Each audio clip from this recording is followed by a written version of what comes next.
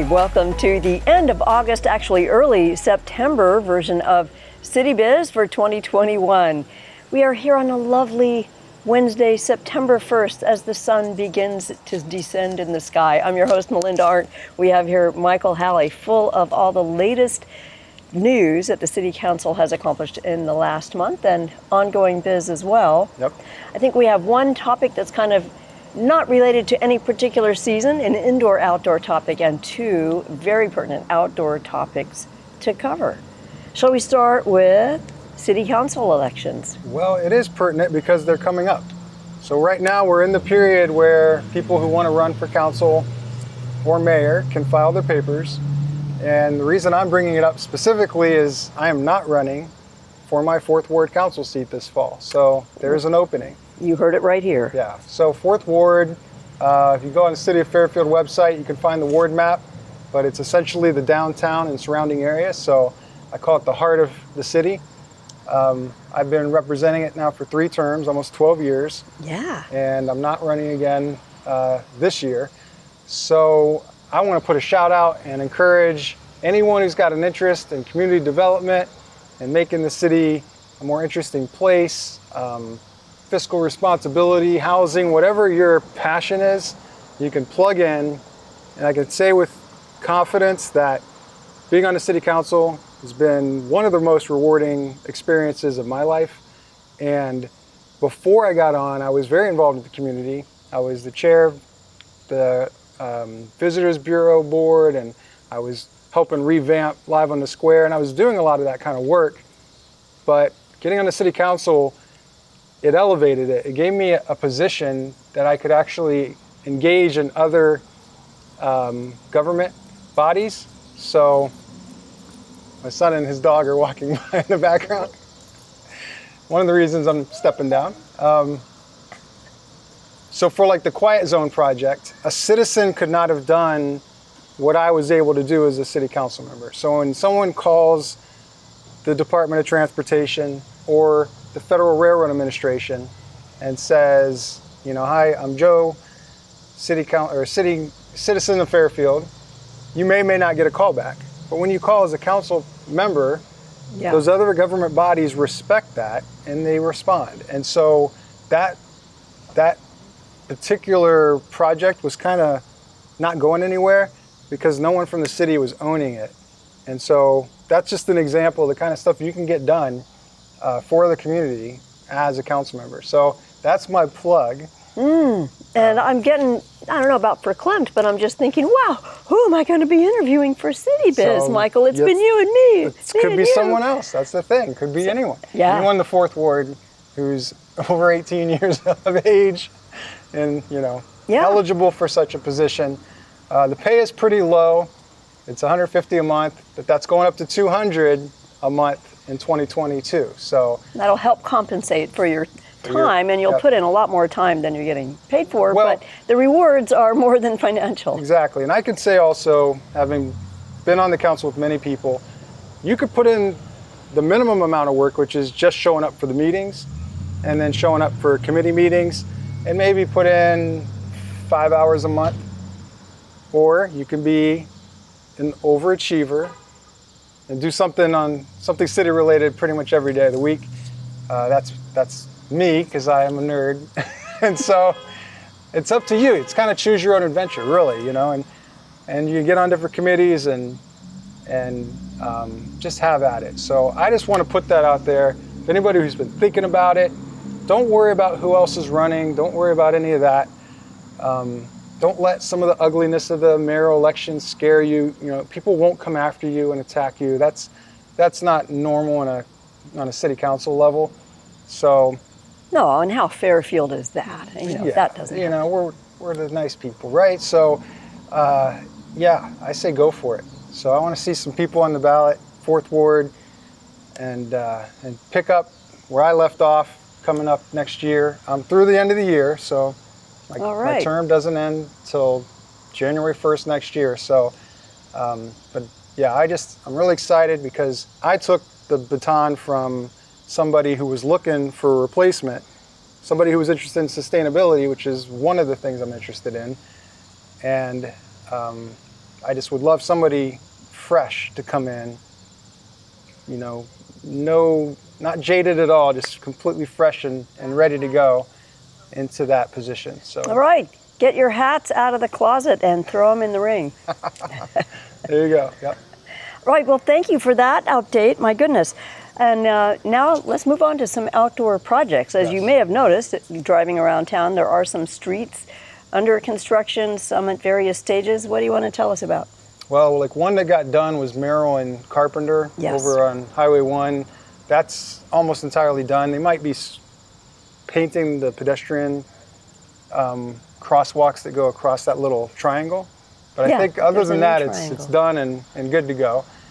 And then now we've got 23rd Street between Burlington and Tyler, which it's going to be one lane at a time, but anyone who works out there is already fully aware, you know, be careful, you're down to one lane.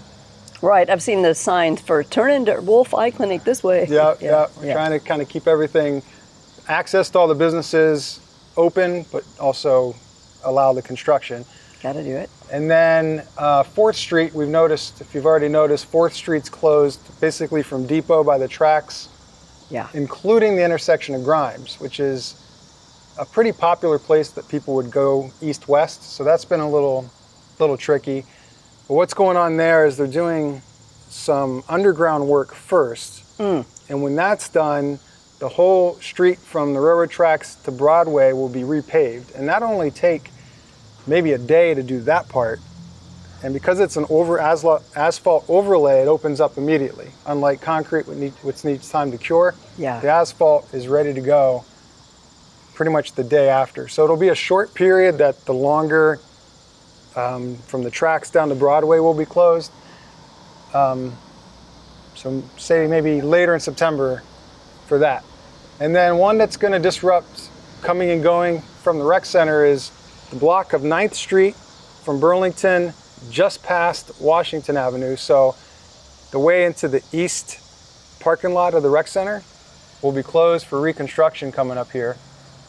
And you can't get into the parking lot from Washington, but you can if you go down Jefferson and then come up 9th Street. You can get into the southernmost entrance into that parking lot.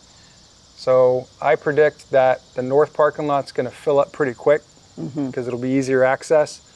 But if you still need to park, go down to Jefferson, then north on 9th, and then you can get in and out of the parking lot. And that means for those who are walking or bicycling there, you get a little even more value-added exercise on your way to the rec center. Yep, you can find your way. Because if you can't get down 9th, you can go down to 12th or down to 6th. So those both have access to Jefferson.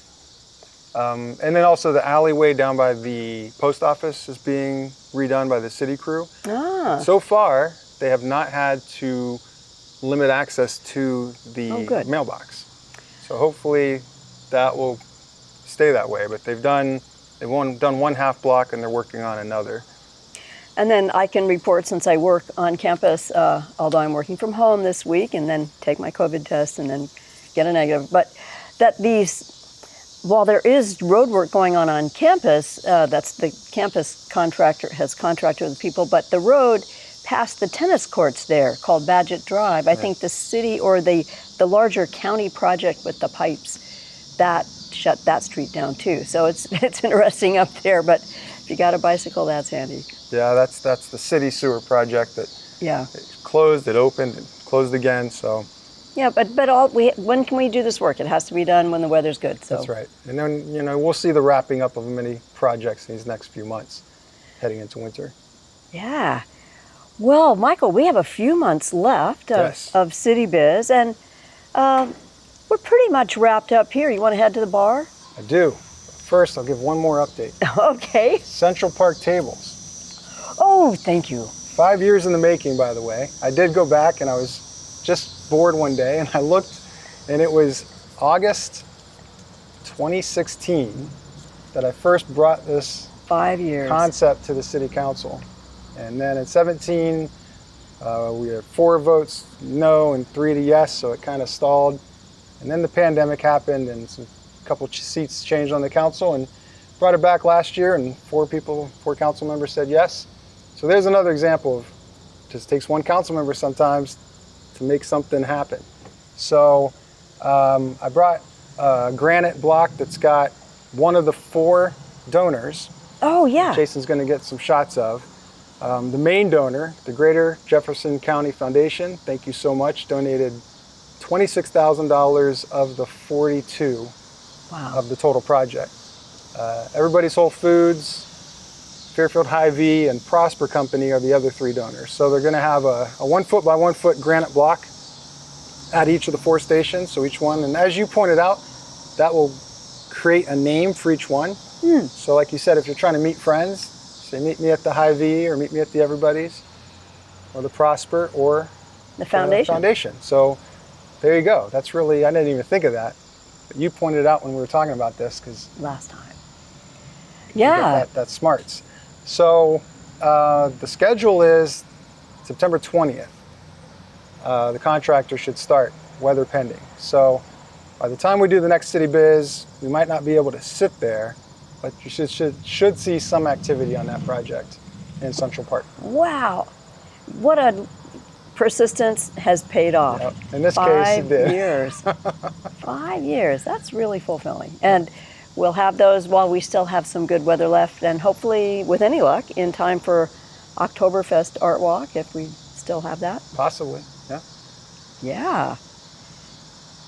So now, What do you think? We've had a date for this. We've talked about this a long lot. postponed. It's been many years for both of us, but you know, ballet, it's like riding a bike. You never forget how.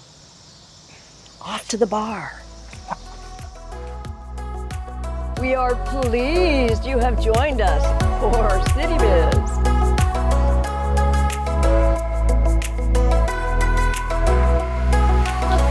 No, don't put that last bit.